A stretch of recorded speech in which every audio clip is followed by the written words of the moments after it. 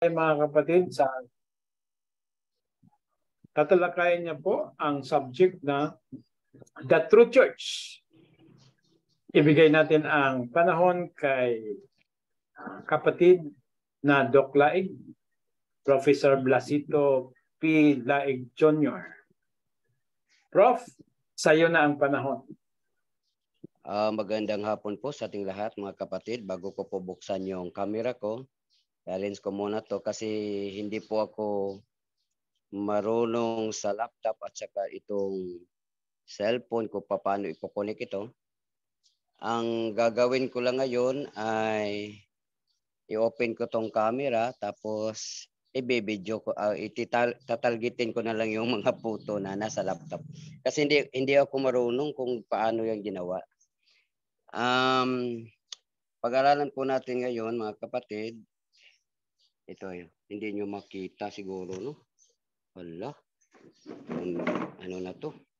Parang ganyan na lang. Ayan, parang ganyan. So bago po tayo magsimula, tayo po'y manalangin. Panginoong Diyos, sa hapon pong ito, sana po'y patubayan mo ang pag-aralan namin na True Church upang makamit po namin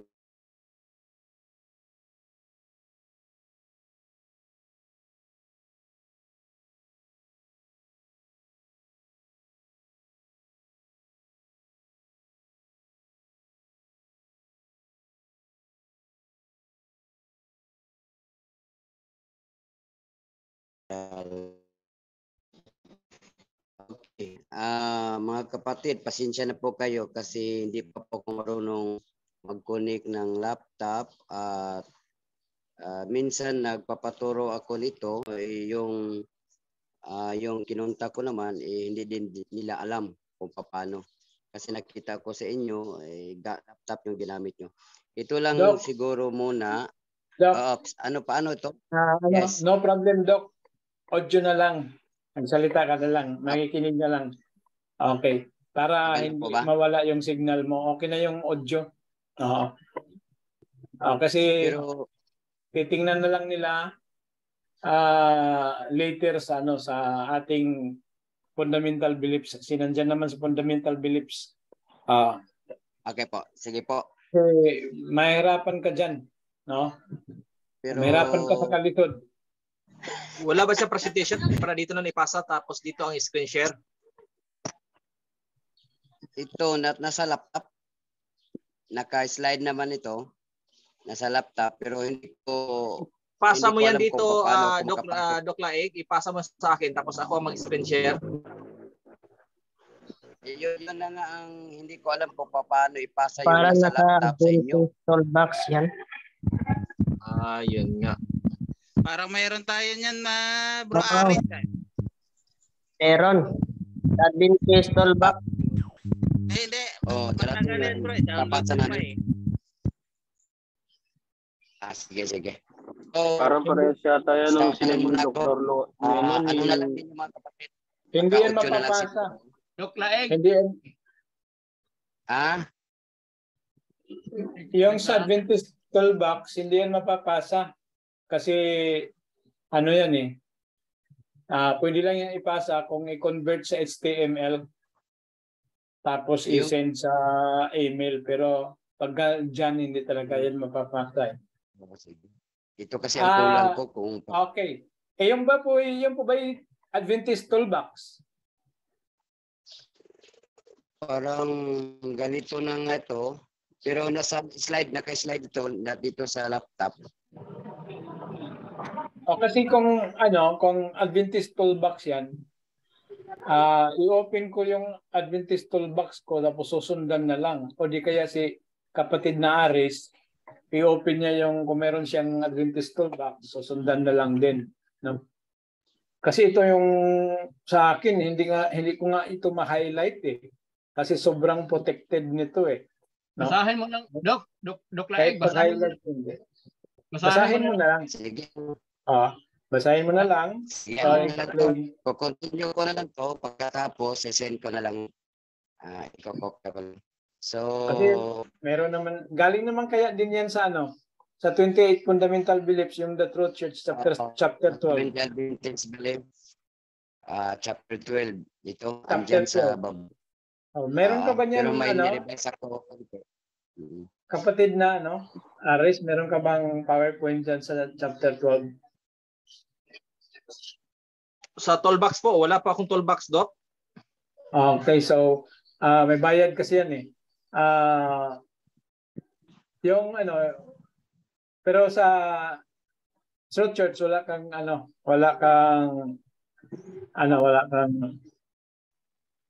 kasi anyway, Tingnan ko.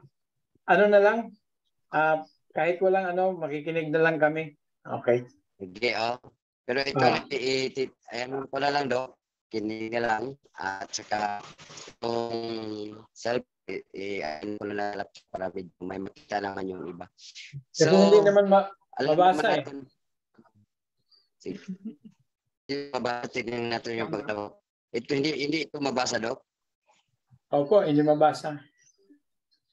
Ayan siguro. Yung iba, hindi nyo mabasa. So, yung black and white, medyo mababasa yan ganyan. Pero, ewan ko sa kanila, yung liit eh. Sa iba, yan. Hindi rin. Hindi rin. Mabasa. Hindi. Sige lang. Sige lang. Maano naman din yan. Diretso na lang ako. Alam ko na lang to dito. 8 na lang. Bro, Aris, sinend ako sa'yo. Baka gumana yan. Pwede request mukha na mo na lang ipapakita, Doc. Sige. Okay, para na lang. para makita yung expression. Oo nga. Okay. Sige. Pasensya na kayo mga kapatid dahil medyo hindi talaga marunong. Nasa Old Testament pa kasi ako. Pero siguro balang araw magiging mag-convert din ako sa New Testament kung paano gamitin yung mga gadgets. So, ang pag-aralan natin ngayong hapon ay tungkol po ito sa church. Truth. Panabing Truth Church, malamang may mga tunay na churches na kasama doon na kapag-aralan natin yung salitang church. Na kapatid na si Kristo ay siyang ulo ng iglesia, no? Christ, the head of the church. So, makita natin yan sa Colossians chapter 1 verse 18 at ito ang pagkasulat. He is also the head of the church and controls the church as the head of controls the body. Although he existed from the beginning, he was the only human who ever died and conquered death. Therefore, he is worthy to be given first place above everything in heaven and on earth. So alam naman natin yung church, yung ulo ng church na andito tayo ay si Kristo. So, ano ba ang makukuha natin kung bakit nandito tayo sa Truth Church na to at ano ang dapat nating pag-aralan? Alam naman natin na sa Biblia ay sinabi doon na dapat may pananampalataya tayo kay Kristo at kay Jesus Christ. Have faith in Jesus according sa Revelation chapter 14 verse 12. So ito ang pagkasabi doon. These things that I so call for special endurance on the part of God's people who keep the commandments of God and have faith in Jesus. So ibig sabihin doon, kung tayo po ay ang ulo natin ay si Kristo, yung katawan bilang katawan ni Kristo ay manalig at may pananampalataya at may commandments din tayong sinusunod. Yun ang ugnayan natin bilang totoong iglesia at true church na andito tayo. Now, anong sabi ni Kristo bilang ulo ng iglesia? Sabi ni Kristo, mga kapatid, if anyone wants to follow me, let him model his life after mine. Then where I am, my servant will be also. And my Father will honor all those who love and serve me. Ayun yan sa nakasulat sa John 11:26, 12:26 ng Juan. Kung titingnan natin kapatid, no? Kung titingnan natin ang salita ng Diyos dito, sabi ni Kristo, if anyone wants to follow me, So kahit sino sa atin, kung gusto siguro, kahit sino sa kanila na kita, dito na tayo sa totoo, tunay na iglesia, kung sino yung gustong sumunod kay Kristo, dapat magiging model siya sa kanyang sarili para makita nila si Kristo doon sa kanya.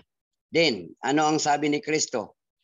Ito ang gratis. Then where I am, my servant will be also. So ito ang gratis kasi. Pag tayo po ay nagiging model, nakita si Kristo sa ating pagkatao at ating sarili, kung saan daw si Kristo ay andun din tayo. Yun ang sabi ng Biblia. So, at ang isang dito ay magbibigay o honor yung Father. At dapat sa Biblia ito pagkasabi, and my Father will honor all those who love and serve me. So magbibigay ng honor yung Ama ng Panginoong Diyos. So ibig sabihin mga kapatid, sa talatang ito, susundin natin yung kautusan ng Diyos bilang pagsunod sa pananampalataya at magiging servant tayo ng Panginoong Diyos at yung Ama niya ay magbibigay sa atin ng honor sa pamagitan ng pagpakita natin ng pagmamahal at pag-serve sa kanyang anak. Now, titingnan naman natin yung Genesis. Balik tanaw tayo sa Genesis. Doon tayo naka-start. Sa Genesis chapter 2. Dito mga kapatid, dalawang version ang ginamit ko. Ang isa ay ang clear word at yung isa naman ay ang expositor. Dito ang pagkasabi sa chapter 2 verses 2 and 3. Then on the 7th day of creation week, yung sinabi dito yung weekly. Then on the 7th day of creation week, God stopped to enjoy what he had made and to rest in the beauty of it all. So he blessed the 7th day and set it apart as a day of spiritual refreshment and joy, a memorial creation. Dito. So balik tanaw tayo doon sa creation time. Nakikita natin dito mga kapatid na nakapasok po tayo sa true church through sinunod natin yung 7th day rest na ginamit dito ay andito din tayo. At ang expositor, ito din ang pagkasabi. And God blessed the 7th day and sanctified it because that in it he had rested from all his work which God created and made. At may additional na nakasulat ito, the Sabbath or 7th day or Saturday. The last day of the week is meant by God to be a type of salvation, salvation race which one finds in Christ. That's the reason it was a part of the 10 Commandments according sa Bibliang Expositors Study Bible. Dito, nakuha na natin mga kapatid na sa una pa lang na libro ng Biblia ay nakatuon na iyon sa totoong at tunay na araw ng pamamahinga at lahat tayo ay nakasunod doon, no? Nakuha natin doon. So ang true church ay makikita natin may commandments at saka sinunod yung kautusan ng Diyos, sinunod din yung araw ng pamamahinga ng Diyos. Now, sang-ayon ba dito ang ibang churches, ibang relihiyon? Sang-ayon ba sila dito sa salita na ito? Ito ang pagkasabi sa librong The Altars, no? Altar Servers, page 118. So kung makikita nyo ito kapatid, maganda ito. Itong pagkasabi, the Sabbath day. Ito ang pagkasulat.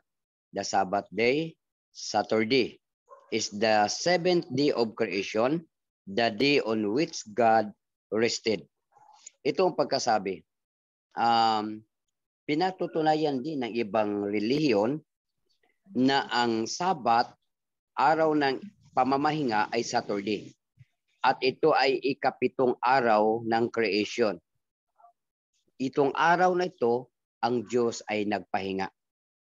So, itong libro na ito mga kapatid, ito ay nagpapatunay sa pagiging totoo ng ating sununod na araw ng pamamahinga.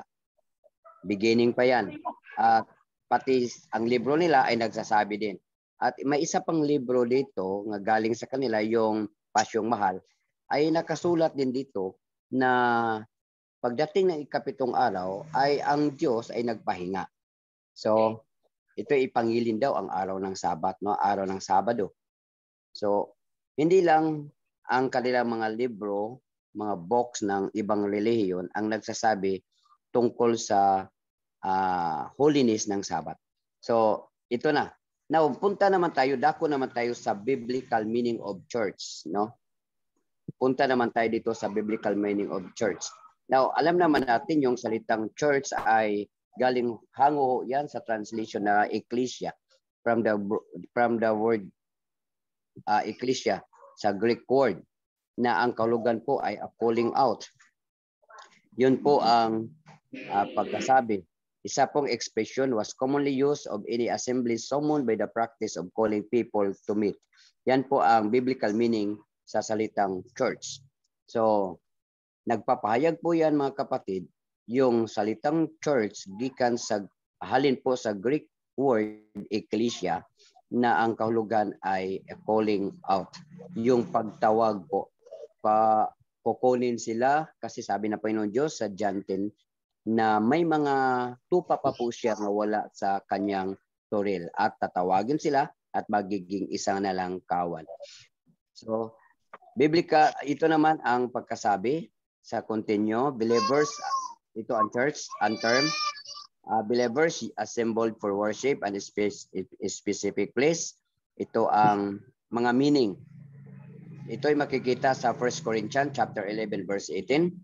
And believers living in a certain locality, ito ay makikita in 1 Corinthians chapter 16 verse 1.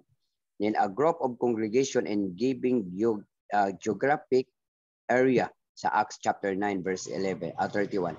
The whole body of believers throughout the world in Matthew chapter 16:18 and 1 Corinthians 10:32. Then the whole faithful creation in heaven and earth. And Ephesians chapter 1 verses 20 to 22. Ito yun ang mga meaning ng church. Now, punta naman tayo sa nature ng church. No? Ang nature ng church according sa Acts chapter 20 verse 28 and 1 Corinthians, ang Bible portrays the church as divine institution, calling it the Church of God. Ito po ang tawag ng iglesia. Tinawag po sila nga iglesia ng Diyos, iglesia ng Kristo. Pwede ding tawagin ang church natin o true church, tawaging saksi ni Jehovah dahil nagwi-witness tayo. Pwede din tayong tawaging Catholic dahil nagiging universal po tayo. Lahat po ay hango doon, papasok po tayo doon. So, the Seventh-day Adventist po ay isa pong tunay na iglesia. Yung kautusan na sinunod ay bunga din yan ng ating kaligtasan. Lahat na turo ay bunga ng ating kaligtasan yan, kapatid. Now, ang roots of Christian Church, kung tingnan natin ang Acts chapter 7 verse 38, ito po ang pagkasabi. The Old Testament portrays the church as an organized congregation of God's people. The nation God brought out of Egypt was called the church. So, yung halin po sa Egypt na kinuha ng Diyos ay tinawag po silang iglesia at doon po sila sa iglesia ng wilderness. Hindi ko makuha yung Tagalog ng wilderness, no? Parang iba yun. Silang, no? Silang. Yung tinawag po silang iglesia ng silang o silang. Kaya nung una pa ay may church na tayo na ang kanilang Ilang. silang. Thank you po, Doc. Silang. So, thank you po. So, ganito po mga kapatid. Ang unang iglesia po na tinawag doon sa silang ay ang araw ng kalapamahinga ay Sabado na at saka may commandments na silang sinusunod. Now, ito pa. While the cross signified the end of Israel mission, ito po. Yung namatay si Kristo doon sa cross, yun po ay pagtatapos ng mission ng Israel. Ito ang pagkasabi. In Christ's resurrection inaugurated the Christian church and its mission, the proclamation of the gospel of salvation through the blood of Christ. So, tapos yung sinunod ng mga Israelites, yung moral, hindi yung moral law, yung ceremonial law, nagtatapos yun doon sa cross. yung mission nila doon. At nang si Kristo po ay nag-resurrect, ito po ang beginning ng bagong mission bilang mga Kristiyano. At ang mission natin mga kapatid ay sabi ng Panginoong Diyos sa Matthew chapter 28 verse 19 ay hahango tayo sa buong dako at i-message natin, ipapadala natin yung mga mensahe ng kaligtasan para sa lahat. At magiging Christ-centered tayo dahil yung tenor ng ating mensahe ay nakasentro kay Kristo. No? Yan po. So the New Testament church differs significantly from its Old Testament counterpart. Instead of national church, it became a missionary church. Sa atin ngayon ay isang missionary church na tayo mga kapatid. In Matthew 28:19, ito po ang ating sinusunod. No? The church is God's building. Ayon sa metaphoric description of the church is temple, the church is God's building, the temple of God in which the Holy Spirit dwells. Jesus Christ is its foundation and the chief cornerstone. Ito ay makikita natin sa Ephesians chapter 2 and sa 1 Corinthians chapter 3 verses 19 to 16. No? This temple is not a dead structure. It displays dynamic growth.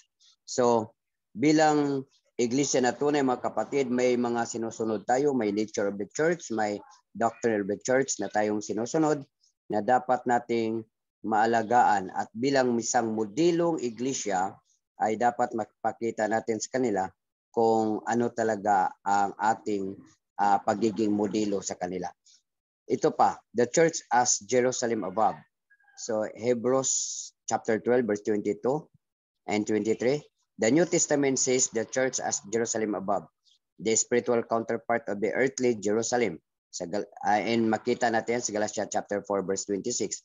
So, ang church natin mga kapatid ay parang isang ori din ito ng Jerusalem above, no? Spiritual Jerusalem. So, makikita natin mga kapatid na ang church as a family. Ito ang mga nature of the church, no? Metaphoric description of the church as a family. The church in heaven and on earth is considered a family. Ephesians chapter 3 verse 15. So metaphors are used to describe how people join this family. Una, yung adoption, and yung pangalawa ang new birth, yung sa baptism natin. Yung iba naman, so alam natin mga kapatid, kailangan natin ngayon ay yung magme-mission tayo para sila ay magiging bagong kapanalig natin. So, meron pa. Ito pa bilang isang pamilya, may special characteristic of this church as family is fellowship. So, kailangan natin sa iglesia bilang totoong church ay meron tayong fellowship. Hindi dapat mag-away-away. Wala dapat yung ano yan sa Tagalog, yung pride ay mas mataas sa iba, no? Wala yan, dapat naka-equal lahat doon. So, ang salitang fellowship, hago po yan sa koinonia, ayon dito sa Greek. It's merely socialization but a fellowship in the gospel. So, ang ating pagiging pakikiisa, magiging may fellowship tayo, sa hango po yan sa pagiging fellowship in the gospel. Hindi yan fellowship na worldly, kundi ito po ay fellowship in the gospel. Bilang mga totoong church, may mga ugnayan din bawat isa mga kapatid. So, the church as the pillar and foundation of the truth. The church of the living God is the pillar and foundation of the truth. 1 Timothy chapter 3 verse 15. NIV po ang ginamit ito. It is the depository and citadel of truth, protecting truth from the attacks of its enemies. Truth, however, is dynamic, not static. So, kailangan natin mga kapatid ay kailangan din nating yung sa ibang pagkasabi, kailangan din natin magdipinsa.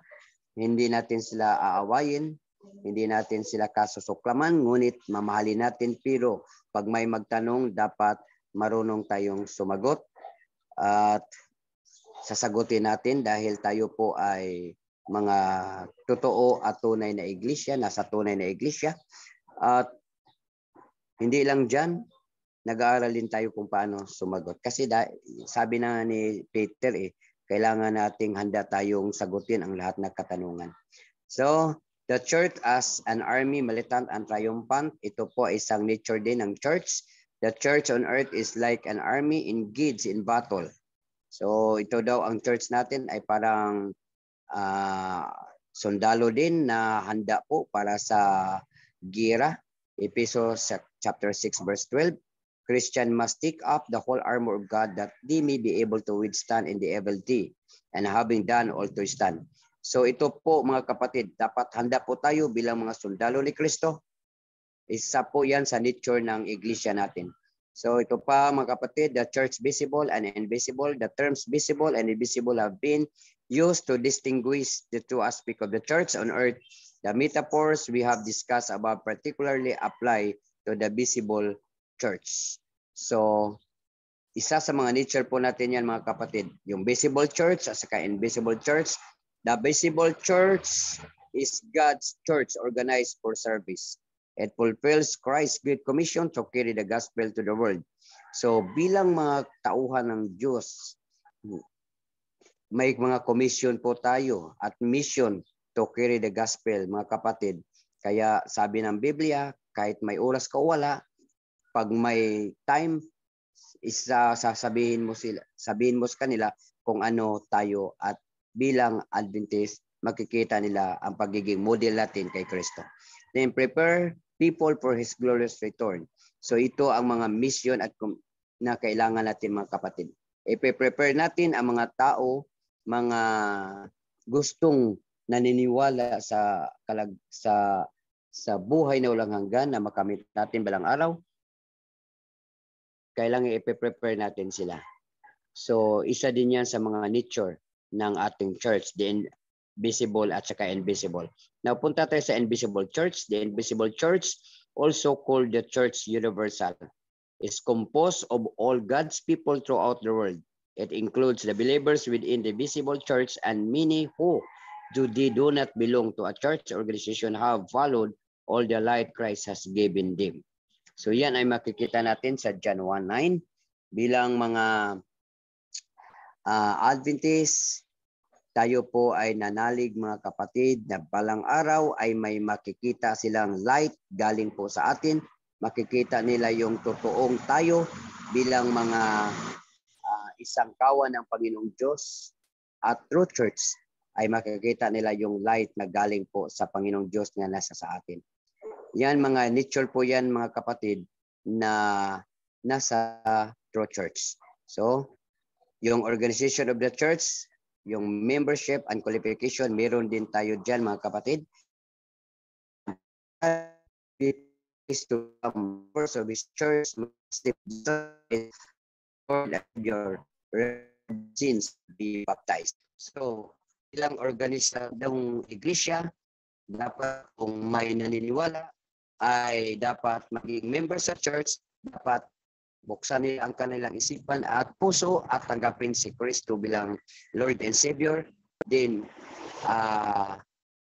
magsisid sa kanilang kasalanan at ang bandang huli ay magpabautismo. Yun ang organizational of the church member qualification.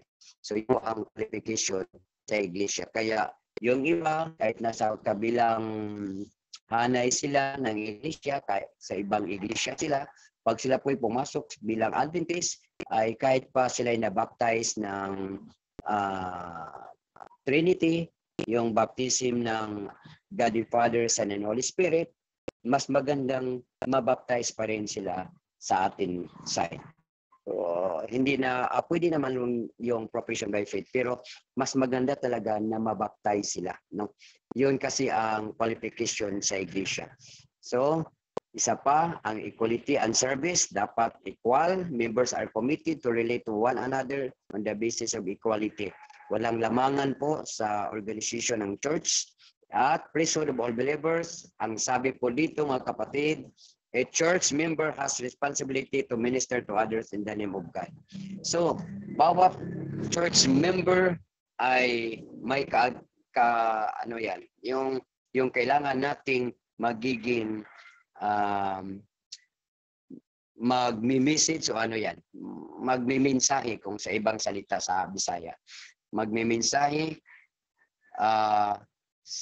in the name of Jesus, mga kapatid. So, yan po ang mga organization at mga function. At ito ay may major function po ang church organization. Ito po ay ang worship exhortation. Congregational worship brings the worshiper refreshment, encouragement, and joy. Yan po mga kapatid. Then Christian fellowship. Through the church, the members' deepest needs for fellowship are fully satisfied. So, sa ibang salita, sinabi ko kanina, dapat yung fellowship ay hindi yung worldly, kundi yung sa gospel, mga kapatid. No? Ito'y tinawag lang Christian fellowship. At may mga instruction tayo sa organization of the church. Instruction is the scripture. Sabi dito, Christ gave to the church the keys of the kingdom of heaven. Yung binigay na susi kay Pedro sa Matthew chapter 16 verse 19. Ito po ay ang words of Christ. These keys are the words of Christ. Paniniwala sa iba dito ay ito talaga ay literal na susi na ginamit ni Peter para buksan yung langit para makapasok sila. Pero dito mga kapatid, ang susi na ginamit dito ay salita ng Diyos. Kahit anong gawin natin, pwede natin silang ilap, pwede natin i-open yung susi, yung paniniwala nila, pwede natin buksan. Kahit naka-close sila, pwedeng buksan dahil sa salita ng Diyos. Administering of the divine ordinance, baptism, foot washing, and the Lord's Supper. Yun po. Worldwide proclamation of the gospel. The church is organized for mission service. Matthew 24:14. Ito pa mga kapatid, malapit na tayo matapos. Ilang slide na lang. Biblical principles of church government. Christ is the head of the church. Then Christ is the source of all its authority. Yan po mga kapatid. Christ demonstrates his authority in the establishment of the Christian church. Matthew 16:18. The institution of ordinance. The endowment of the church with divine authority to act in his name, the sending of the Holy Spirit to guide his church. So, do Christ guide his church through the Holy Spirit? The Word of God is the sole standard by the which the church operates. So, yan ang mga biblical principle of church government na makikita natin mga kapatid. So, the New Testament officer of the church, ito po ay ang mga biblical principles of church government. The New Testament mentioned two church offices, those of the elders and the deacon. The elders from the Greek presbyteros or bishop, episkopos, sa Griego nga salita, were the most important officer of the church. Acts chapter 20 verse 17 and Titus chapter 1 verse 5. And deacons naman, the name deacon comes from the Greek diakonos, meaning servant or helper. Although deacons were to care for the temporal affairs of the church, they were also to be actively involved in evangelistic work. Itong dalawang office, mga kapatid, mahalaga talaga ito. Itong dalawang ito. So, may discipline of the church tayo bilang principle of the church government. The discipline of the church, Christ gave the church the authority to discipline its members. So kung may nakita tayong pasaway na member ng church, ay meron tayong sinusunod na mga disiplina para doon. No, may mga disiplina tayo doon. So yung elders at saka yung lahat na mga officers at saka church board ay ang mag-decide para doon. So meron tayong mga offenses na dapat makita mga kapatid. So, biblical principle of church government, the discipline of the church, dealing with divisive persons. May isa pa dito, restoration of offenders. So, pwede silang magbalik mga kapatid. Church members should not despise or neglect the disfellowship. So, ito po mga kapatid, ang ano natin at isang last na slide natin dito, yung hiningi gabi kasi mali yung yung page na nasulat ay 1,198 ba yun? 1,193 na page. Wala pala doon. No? Kaya iningi ko kasi nakasulat doon sa SOP Volume 3 ba Volume 3 ba yun or Volume 1 ba yun? Yung nakasulat doon na Jesus Christ was Seventh-day Adventist. Kaya tinanong ko mga kasama natin kung meron ba sila doon para malaman natin kung totoo ba yun. Yung nakita lang ng kasama natin, nakita lang nila ay si Pablo lang. Si Pablo lang ang nakita nila, kapatid, na nakasulat doon, Paul is an Adventist. So, nakita nila doon, nakasulat, si Paul ay isang Adventista. Pero meron tayong, may binasa kasi yan during sa debate namin doon sa Butuan City. Binasa doon yung isang natin, parang katunggalin natin sa bit na mga, katulad din natin mga Sabbath keepers, pero anti-cross lang sila. At saka marami silang hindi gusto sa atin. Sinabi nila na may mabasa ba tayo na si Kristo ay isang Seventh-day Adventist? Yung isang kasama natin doon ay binasa talaga. Galing yon sa yung SOP, yung Spirit of Prophecy. Kaya hiningan ko kagabi kung saan yun, kasi yung nasulat ko ay hindi angkop yung pages naging 1,000 hindi pala umabot ng 1,193 yung page ng Volume 3. Pero may nakita sila doon, si Pablo ay isang Adventist. Hindi lang nila nakita Jesus Christ ay Adventist. Kasi nakasulat doon Jesus Christ was Seventh-day Adventist. So, ngayon mga kapatid. Meron na po, Doc. Meron na? Meron, Doc, sa Medical Missionary, page 49. Nandun sa chat, na-send ko sa chat. Hindi pala sa SOP yun? Hindi po, Doc. Sige, salamat. Sa Medical Missionary po. Okay. Medical Missionary pala mga kapatid. Salamat sa tulong mga kapatid. Yun po ay nagsasabi na si Kristo po ay isang Adventist. Si Kristo po ay isang Seventh-day Adventist. Si Paul din ay isang Adventist. Lahat sila po ay mga tunay na kaanib ng ating iglesia, at sila si Kristo po ay siyang head of the church. At marami pang mga box dito mga kapatid. Gusto ko sana itong i-revise para kasi maraming box na galing sa iba-ibang relihiyon na nagtuturo tungkol sa tayo ay tunay. Pati yung sa Muslim na booklet nila na nagsasabi the Seventh-day Adventist is the true church. Gusto ko sana isama dito sa slide pero hindi ko nagawa mga kapatid dahil hindi din ako marunong. Siguro mag-aaral pa rin ako. Ito ay isang challenge sa akin para magiging mahusay ako bilang araw. Kung maging speaker ulit ako ay maganda yung resulta, hindi katulad nito mga kapatid. So anyway, pasensya po kayo at sana po ay may natutunan tayo ngayong hapon. God bless po sa lahat. Amen, Doc. Salamat.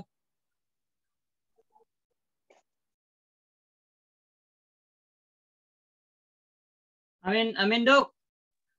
Salamat, Doc Laig. Thank you po sa inyo kapatid. Uminom ka muna ng tubig dyan, Doc. Thank you po, Doc Laig.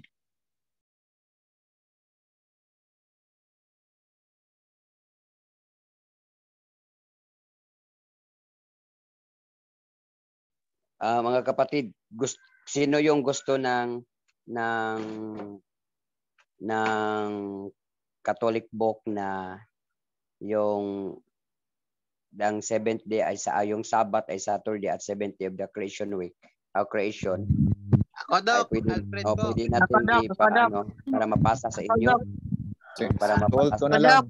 Send to all na lang, Doc. Marami kami, Doc. Send to all. Salamat po. Sige, salamat.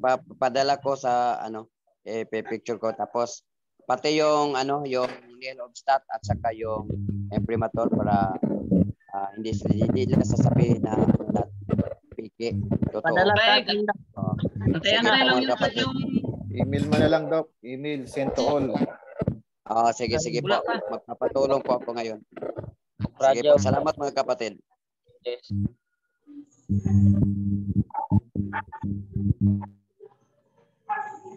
Doc Letran.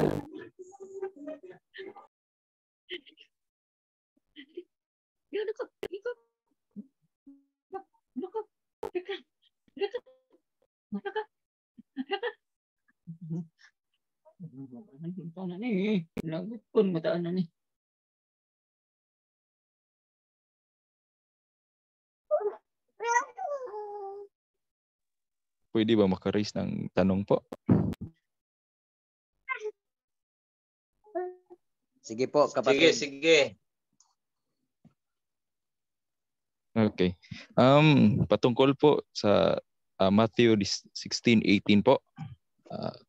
Halos lahat ng mga church gumagamit ng talatang yan na nagpatotoo sa kanila na sila ang tinutukoy dyan. Pero sa nakikita ko, maraming mga Adventist debate na hindi yan ginagamit as our stand. Ano pong masasabi niyo po, Doc? Ito, salamat po sa tanong. Yukan man imong natin yan. nga bata ma. Kasi Doc Redin ay may maraming isasagot yan. Ito din, basahin ko brother ha, itong pagkasabi. But don't become overconfident. You're just a small rock, as your name indicates. However, the rock on which I will build my church is the truth that was just revealed to you. The gates of wickedness and death will not be able to stand against it. Ito ang nakasulat sa Matthew chapter 16, verse 18. Anong version yan, Doc? Clear word. Clear word ito. Ang sinabi dito, at kahit dito sa isang version na ginamit ko yung sa Protestant, kay James Wagard, ganito din ang pagkasulat. Parang magkasing sila, no? Sinabi din doon is about sa small rock at saka yung kay Kristo. At sinabi ni Kristo dito, ang church na kanyang itatayo ay ang katotohanan na i-rebuild niya. So, ibig sabihin din kapatid, hindi ho literal church yung itinayo ng ating Panginoon. Hindi po yun literal. Kasi may mga literal church na sila eh. At sa atin naman, may din tayo, may kasi iba kasi yung drive natin sa debate eh. Iba yung sa debate ay iba yung theological na sagot dito. Siguro mas Docre ang ating bigyan ng dito para malaman natin talaga lahat-lahat kung paano ito natin theological na sagot. Kasi iba yung debate na sagot eh. Ano po Kaya yung ano po yung tanong, Doc? Ang tanong kung ano yung Matthew 16:18. So gusto kong kung andyan si Doc Ray na masagot ito theological. Theological kasi yung sa debate, dali yung sagutin eh, pang-debate na sagot. Pero mas maganda kung alam din natin kung paano ito sagutin. Siguro ang masasagot ko doon sir, kung ano yung stand parang naniniwala ako dito kay James Cardinal Gibbons sa The Faith of Our Fathers, Matthew chapter 16 verse 18 na dapat maging wag tayong mahiwalay doon sa visible head ng na si Kristo. Kasi ang stand naman talaga dito hindi naman talaga nagtayo eh. Kasi lagi naman nakatayo ang ang community. Sabi ni Cardinal Gibbons sa The Faith of Our Fathers, page 11, unity of government is not less essential to the Church of Christ than unity of doctrine. Sabi po ni Cardinal Gibbons, our divine Savior never speaks of his churches, but of his church. He does not say, upon this rock I will build my churches, But upon this rock I will build my church, from which word we must conclude that it never was his intention to establish or various conflicting denominations, but one corporate body with all the members united under one visible head. For as the church is a visible body, it must have a visible head. Ayan lang. Pwede mo pang ma-screenshot yan po, bro. Sa GC lang po. For reference lang po. Ano po, agree po ba kayo doon? Agree ako Opo. dito. Ganito. Okay. Bro, may libro ka ng The Faith of Our Fathers? Meron po. Ito pong Pancianos class. Ang nag-publish po ay Pancianos Classic. Kasi meron din sa akin. Yun din ang pagkasulat dito sa akin ngayon. Ayan po. Pwede mong ma-screenshot yan para maibigay natin sa mga kapitay. Ang topic po dito, ito po ay chapter 2, Pancianos, The Faith of Our Fathers by Cardinal Gibbons. The Unity of the Church. Ayan. Talaga hindi naman talaga nagtayo si Christ ayon sa nag-agree po doon. Ito po yung theological stand para sa akin. Pero pag debate ay hindi it is ng tao kasi talagang kailangan pandiinan. Pagdating sa personal, lalo sa mga personal. At saka kapatid, i-send ko rin dito sa inyo itong sabi ng Katoliko. Sir Jomar? Ano po pangalan nung nagtanong? Jomar po. Si Jomar yan. Ano po pangalan? Jomar po. Jomar Hanipin po. Si Brother Jomar. Hanipin. Is nothing found. Sama ko ito itong Brother Moses, may 10 commandments ka ba dyan? Meron po.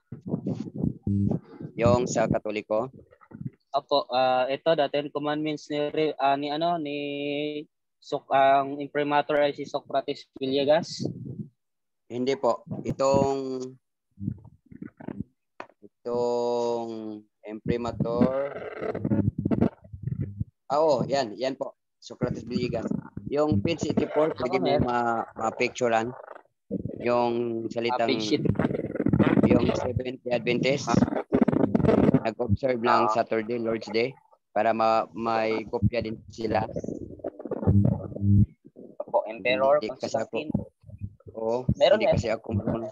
Hindi kasi ako marunong dito ngayon. So para makita nila na si Constantine lang ang nagbigay ng Sunday at kasi nasa Catholic book yan At saka yung Seventh Adventist ay nag-o-observe, nagse-celebrate ng Lord's Day on Saturday. Sa kanila galing yan nga salita.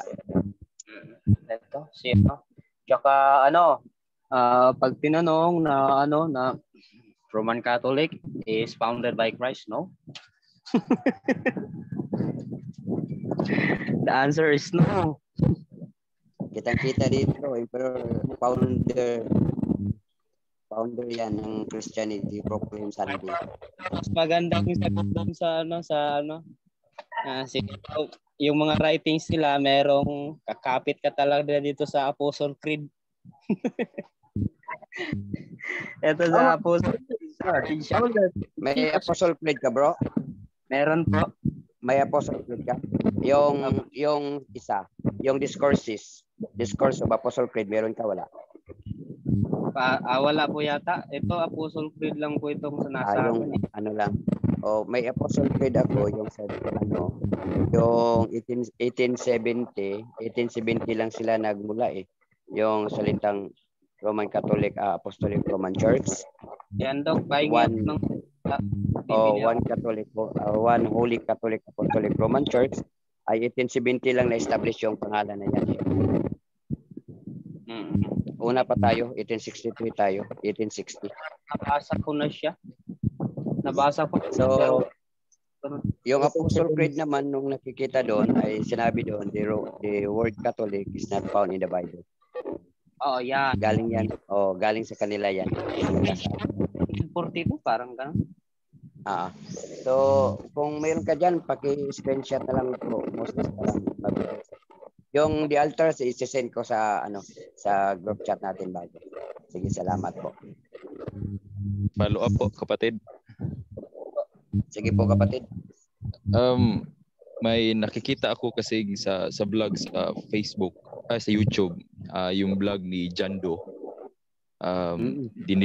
Ginigiit po niya about doon sa 16:18 sa Mateo, yung oikodomeo, yung build, yung po bang build na yan, hindi po ba yan founder? Yun po yung ginigiit niya. Nga tumutukoy po kay Christ na talaga pong si Christ yung builder talaga ng church dyan po sa Mateo 16:18 sa mga panahong yan. Ito po yan, kapatid. Totoo yan, si Christ builder. Christ talaga yung builder natin. Patungkol po doon sa oikodomeo, dahil na I tried to check sa Greek lexicon, primary na meaning is build, at yung secondary lang po yung rebuild. Meron po kaiba po yung rebuild at saka yung build. So as a stand po natin, doon po tayo sa rebuild po. Oikonom. Yung rebuild kasi natin mga kapatid, usap muna kayo sa saglit lang may. Ano nga po yung tanong mo doon, sir? Sa ano? Sa komentaryo lang po about sa vlog na na pinapublish po ni Jando. Yung vlog niya po, ginigiit niya po niya na yung oikodomeo na tumutukol po sa build. Hindi po yan builder kundi build po sa Greek na talaga pong dyan sa mga panahong yan, yun yung pag-build ni Christ. Ano pong komentaryo nyo po sa kanya pong vlog? Mali yung kanyang vlog agad. Kasi hanapin ko muna dito yung sinungaling yun si Jando, brother. Ito ipa-punchline ko. Kung si Kristo ang nag-oikodomeo sa kanilang Iglesia Apostolika Romana, bakit ang sabi ng kanilang Apostle Creed, eto hawak ko Apostle Creed, sabi po dito sa nasaan na ba yung Apostle Creed?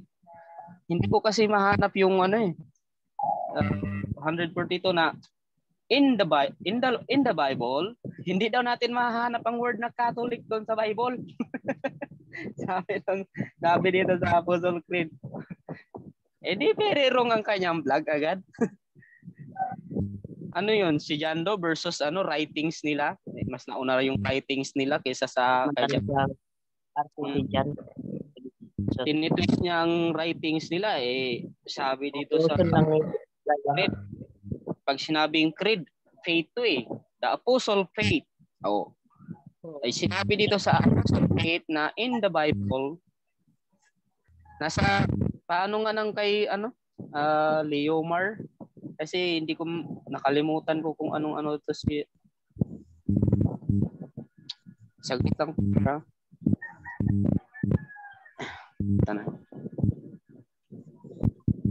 tanahin ko yung Apostle Creed dito sa ni Leomar. Kasi may hawak ang Apostle Creed, hindi ko nakalimutan ko.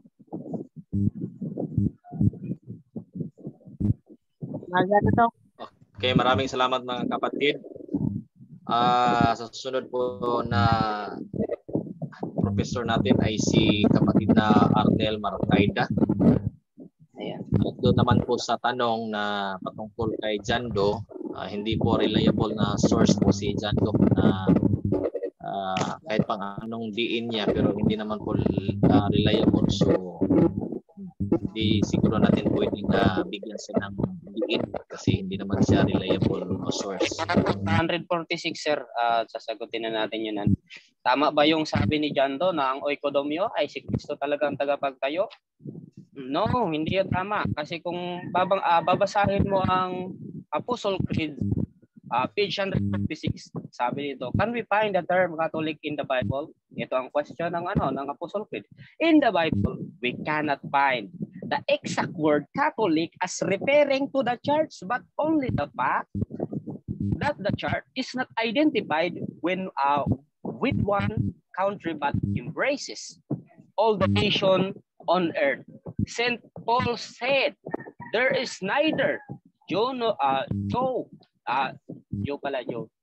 nor Greek slave nor free or on earth, male nor female, for you are all in one in Christ. Galatians 3:28. To those who erroneously believe that the church was only for the Jews, excluding the other nations, St. Paul wrote, is God the God of Jews only? Is he not the God of Gentiles too? Romans chapter 3. St. Ignatius of Antioch was the first person to use the term the Catholic Church. So si St. Ignatius lang ang unang gumamit ng term na Catholic Church at hindi si Kristo. Kaya wrong doong yung oikodomyo ni Jando.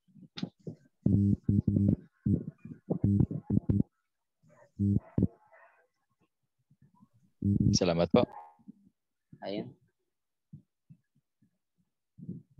Ano na po, pasukin na po si Sir Daisy po.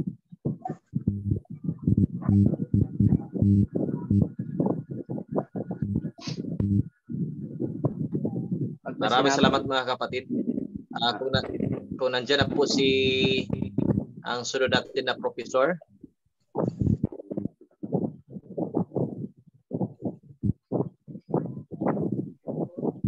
Hello, sir. Yeah. Meron bang naka-rating kasunod ko? Baka pwede mo na ako mag-skip.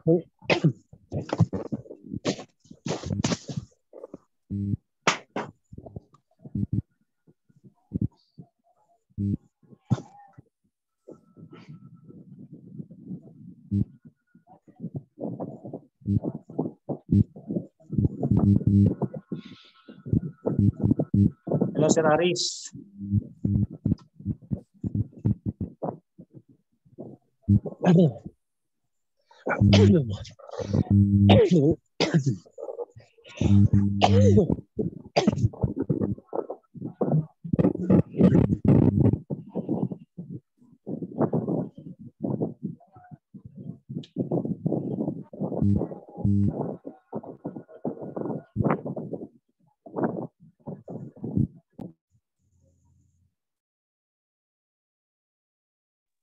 Hello, Doc Ray.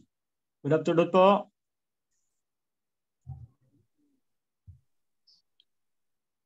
Pakuli pa sir. Nakatulog.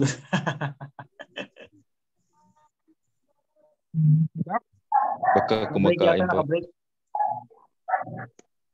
Sir Jomar, baka gusto niyo pong kumuha ng depensa sa mga doktrina ni James T. Mandadero. Yeah. Meron po ako, kapatid, dalawa po. Yung pang-care group at saka yung pula po. Meron po ako. PGR kaya.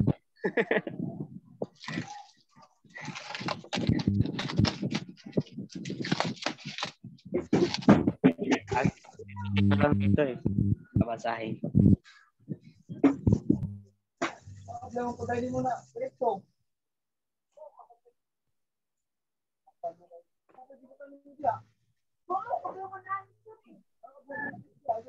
Doc Ray.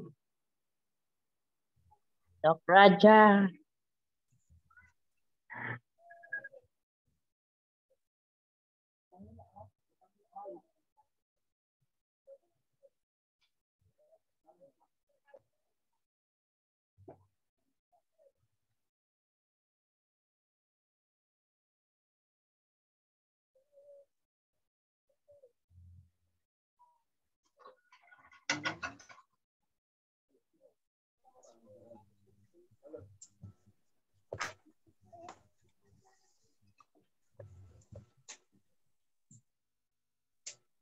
Ito na yata, Bro Arnel.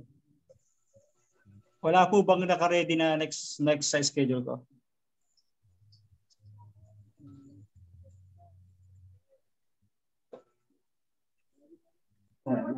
Anong problema, kapatid?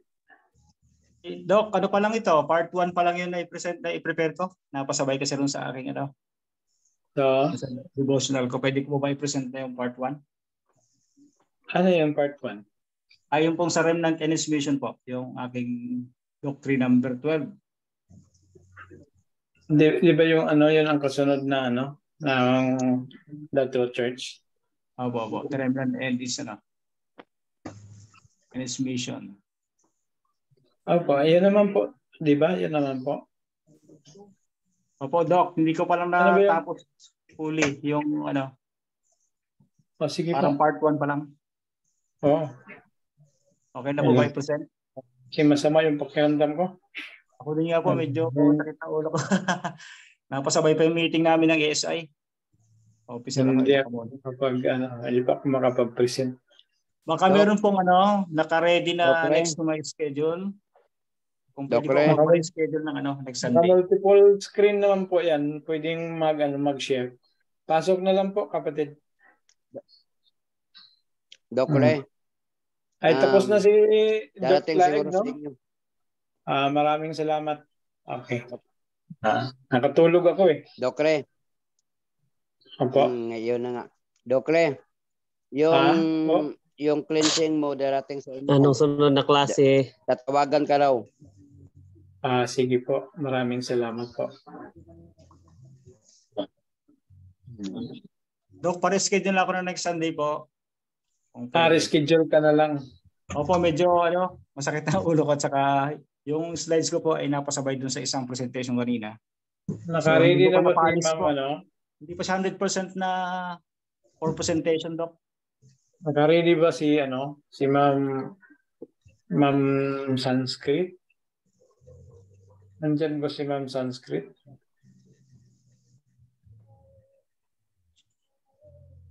Wala din. Wala din sigurong signal yun eh. Parang mapapaaga tayo ngayon mga kapatid.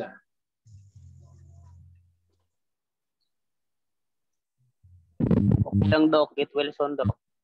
Mag-schedule na lang tayo ng schedule na lang tayo para doon sa anytime this week siguro kung medyo maganda yung pakiramdam. Doon sa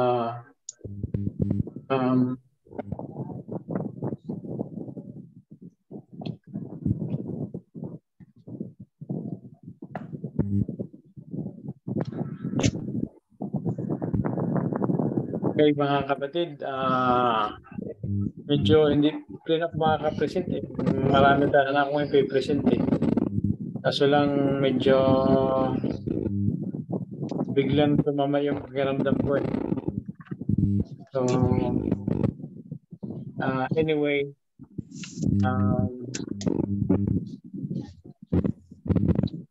wala din si Ma'am Sanskrit. Parang sira din yung signal niya. At wala din naka-ready sa atin na yung naka-reserve na maganda sana ang pakiramdam para matapos natin yung Greek natin. Manalangin na lang po tayo mga kapatid, and we'll have an early adjournment sa ating klase.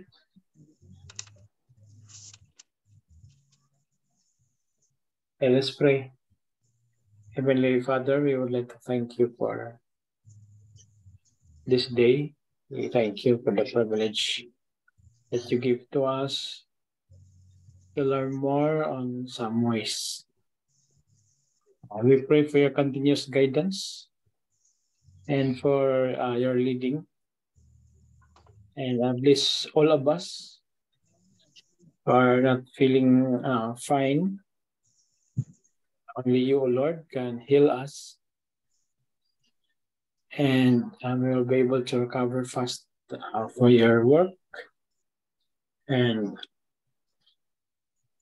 we commit everything into your loving hands, including our programs, our livelihoods, whatever activities that we have, especially this week, for the challenges of the ministry, of these limbs, as well as in our other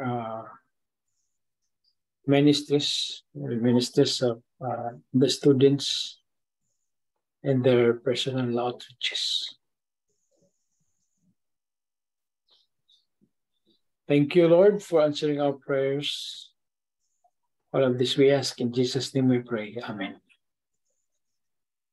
So, hanggang sa muli mga kapatid, sa Sunday, sa Tuesday, kung magandang pakiramdam natin, Tuesday ng gabi, Huwebes ng gabi, Lunes pala, bukas, meron din sa gabi, sa computer. At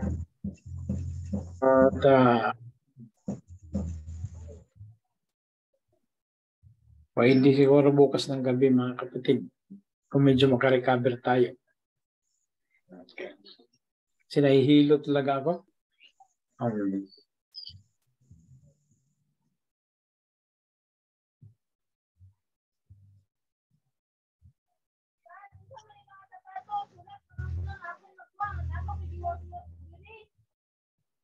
Sige po. Medyo nagagawin. Amen. Relax, Kapadok. Yes. Dok, pahinga po kayo.